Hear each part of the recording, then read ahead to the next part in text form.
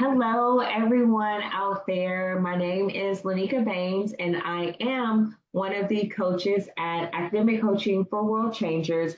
I do help students take and pass their CPCE exam as well as their NCE exam.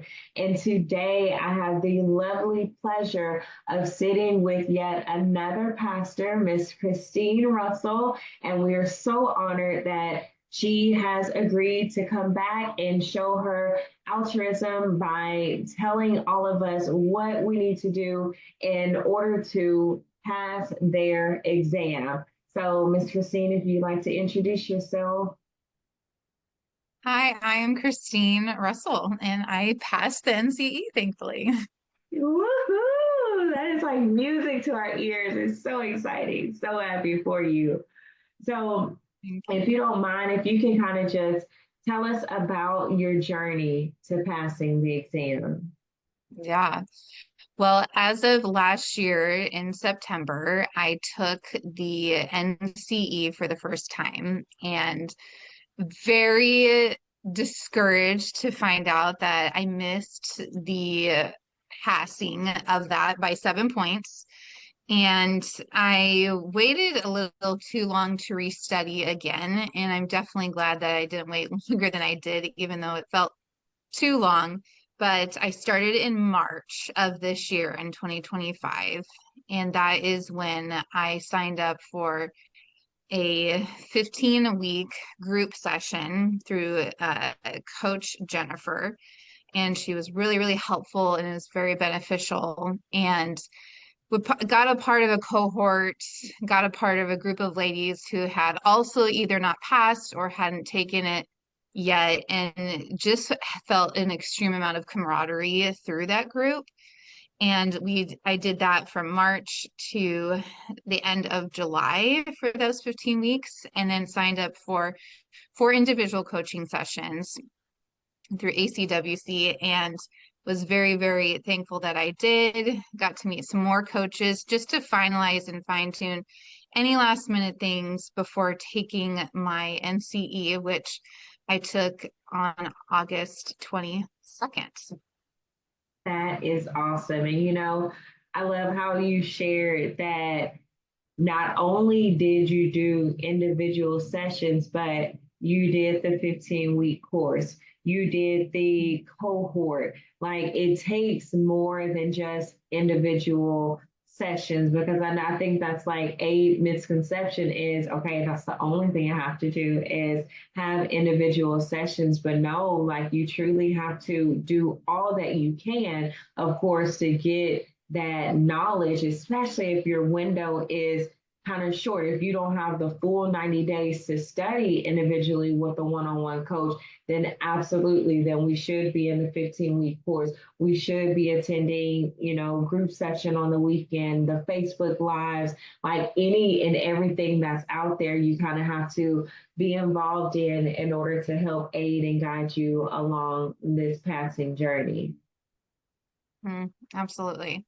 Absolutely. The interesting monkey wrench with a lot of this that I didn't mention was the fact that I actually just had signed up and then I got pregnant right before signing up. And so that was the beautiful thing with that cohort is even if I had to miss because of feeling some nausea with that first trimester of being pregnant, I could still go back and listen to the recordings of some of those missed weeks that I just wasn't present and available mentally. But it was a huge game changer. Even after the course ended, I could still go back, listen to the videos, and remember some of the things that I might have missed when I did it originally live. Right. Yes, that is a great thing. And, even if you're in sessions or you're in individuals or in group and you don't have a test date or your test date is further out, or you take a break, like you still have access to all the materials as long as, of course, you're still a client, but you don't lose those videos until you actually take your exam and then, if your account goes away. But you still have access to all of your resources. So that's great that you were able to kind of pace yourself on the days that you needed to. So talk us through what was the biggest hurdle you had to overcome? The biggest hurdle for me was knowing that you don't necessarily have to ace this test. This isn't a test that is designed to get an A plus on it. It's designed to, you just have to pass. You just have to get that passing rate. Obviously, you want to put in the time, you want to put in the energy and effort to be able to study. But at the same time, there are so many things that can hold you back from thinking, oh, I didn't make this specific score on a practice test. That means I'm not going to pass. Well, not necessarily. Interestingly enough, some of the practice tests that I took, I actually scored better on the NCE when I actually took it than on some of the practice tests. It was a good gauge for me to know where I was on the practice test and what areas that I still needed to study. But the biggest thing was not getting discouraged when it came to missed questions, but looking at those missed questions as opportunities to learn. I remember you telling me one time, hey, well, you didn't get that question wrong, but you won't forget it. And the reality is I didn't forget it because I did miss it. And so I was really thankful for that bit of advice of, just because you don't make a good or perfect choice on one practice question or practice quiz or practice test, that doesn't mean that you can't learn from that and then continue to refine some of those weaker subject areas and grow from it and know, hey, well, at least I'm not going to make that same mistake again because I'm reminded of what I did wrong that time. Right. And like I tell clients, there is no humane way possible that anyone will ever learn all of the material that's out there to help you study for these tests. Like that's just not possible. And so that's why we only teach the most important things that we know will come up on the exam because that's what's going to get you to pass. And that's all we want is to pass. We don't want a 100 perfect score. We just want you to pass. And so that's why we teach only the most important things and we don't throw out every resource out there because there's just no way that anyone can learn and retain all of that material. Absolutely. Yeah. So, what advice would you go back and give yourself when you first started to prepare? I would say number one, give yourself a lot of grace and remind yourself of not saying the words that I'm a horrible test taker. Just take that out of your vocabulary automatically, first and foremost. Secondly, I would definitely recommend signing up for a cohort with group sessions or at least individual coaching sessions just to get a baseline of where you're at. Because sometimes you can study by yourself, but until you really have someone to keep you accountable, it's really hard to know where your weak points are and what are some things that you really need to study. And so that was probably the most beneficial thing for me was signing up for that group 15-week course and being reminded from other Dr. Pam videos and from watching them and listening to them on YouTube was put in the time and you will see the results. The times that I felt nervous was when I didn't put in the time, whether it's 2 to 3 hours, 5, 6 days a week. I would wake up in the morning, listen to maybe an hour of a Dr. Pam video or an old cohort video, and then I would look at the material and giving yourself that chance to see the audio and visual. Like, don't just listen, although that can be beneficial. For me, I needed to visually see the slides, see the PowerPoint, see the handouts that were given to me. And I feel like that was really helpful and beneficial. And so if you put in the time, you will see the results. It's just the reality of it. It's the times that I didn't put in the work and then felt really skeptical. And if there is a theory or a theorist or a type of subject matter that isn't clicking, it's okay to really take a step back and understand it at a deeper level. If you're continuing to study the same material and it just isn't sticking, then I need to just take a little bit of a slower pace, and that is also okay. But that 5 to 6 days a week, 2 to 3 hours a day, 90 days, total putting in that time, you will see the results. And thankfully I did. Yay.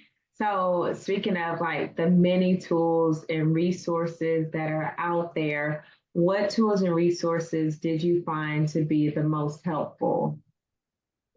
I definitely felt like Hellwig was very beneficial in using that book. Um, and then also I did like a little bit of the practice questions towards the end.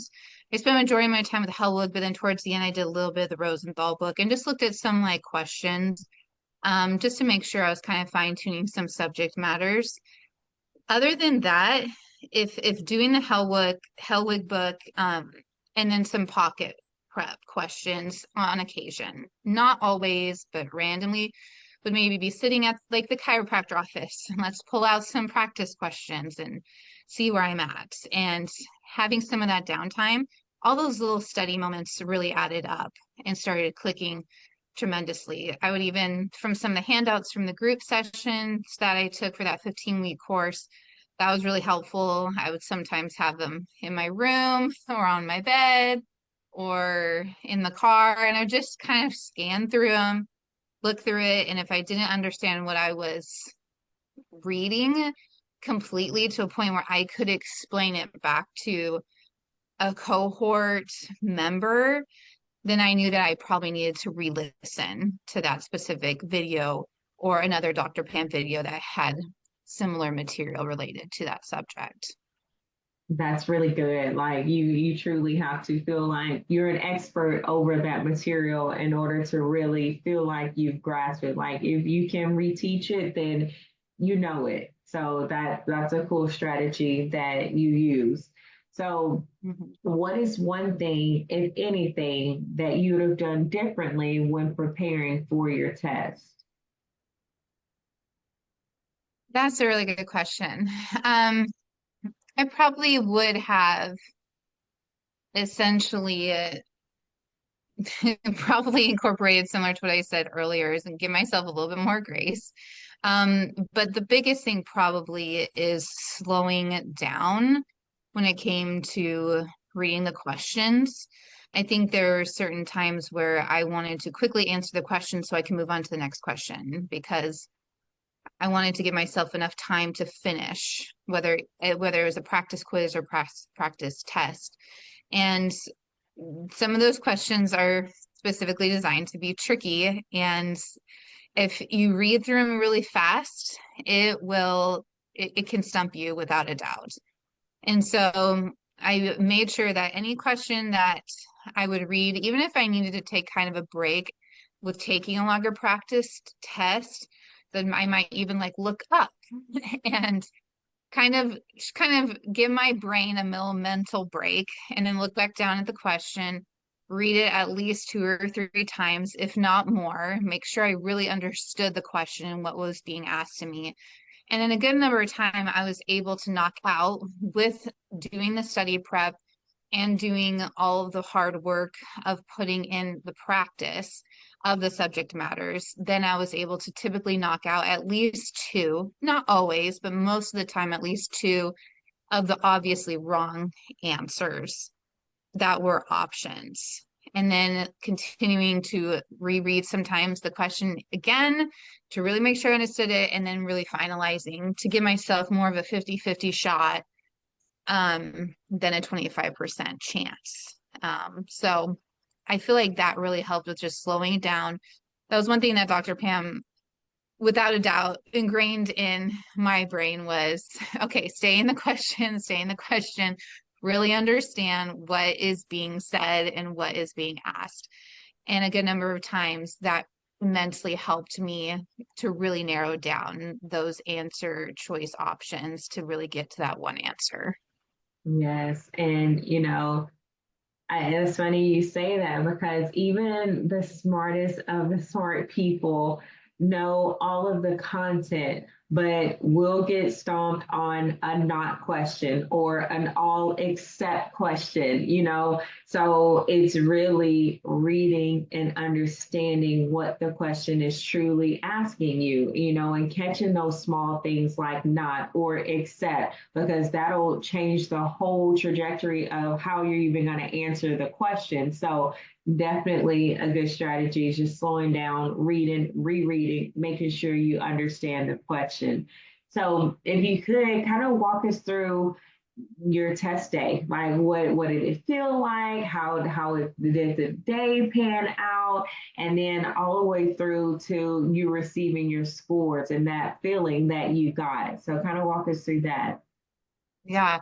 So I had been purposely practicing to take questions, practice questions, or studying around the exact same time that I was going to take my test.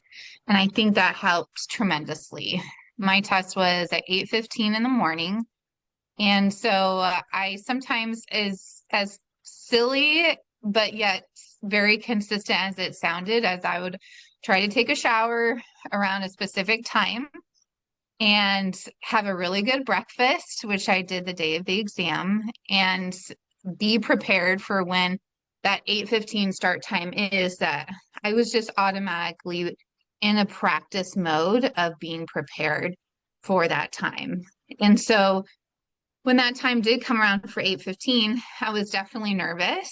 I was definitely hoping and doing a lot of praying that I would pass this test and that everything that I studied would come to remembrance and that I would think clearly, just take a good number of deep breaths and know that I had put in the work and to be able to see the results that I wanted. So when it came to that first 100 questions, I spent a lot of time in those first 100 questions, which is really indicative of Dr. Pam's advice of trying to get any kind of extension that you can to not feel rushed during the exam because you know the material and not wanting that time limit to be the one hurdle that pulls you back. And so I spent a lot of time in those first 100 questions, took that 15-minute break, walked around, got up, got some snacks, got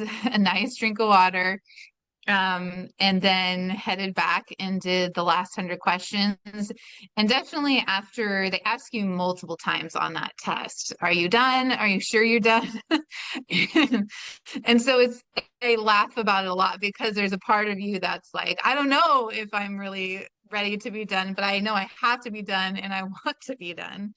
But I'm just gonna push yes because I got to finish this test so the time doesn't run out. And so after the home stretch is, I feel typically those last 40 questions that you just really have to mentally power through, but know that you can do it and know that the end result is very close and near. And so after, 4-ish hours or a little over 4 hours, to be able to click that button and then get the results and know that I had PASS and that password that was listed right under, which I was hoping for, was absolutely thrilling and exciting because when you go onto the state website, you see my first exam that I took in September, it had nice red letters that said fail.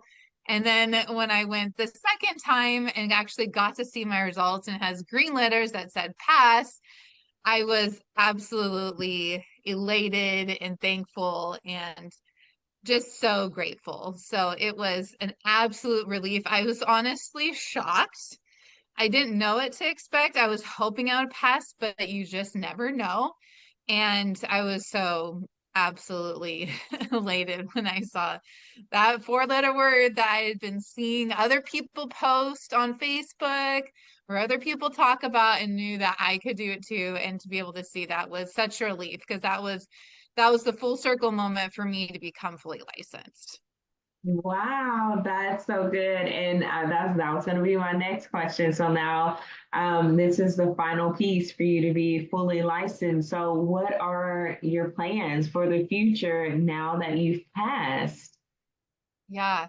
Well, right now I do I have my own private practice right now, but I have been paying a lot for supervision and paying a lot for being submitting claims under other supervisors that I've been working with. And so the biggest thing is just feeling that sense of freedom of knowing number one, I can make more money, which is a huge benefit, understandably so. But number two, this profession of being a fully licensed counselor is a long haul journey, whether it's getting your master's, getting all the direct client hours in, and then jumping through the hurdle that I did with having to get my master's with the CPCE, passing that, and then now passing the NCE. It is a long journey, and it started with me in grad school in 2021, and now at 2025, 4 years later, we've come to a completely different place. And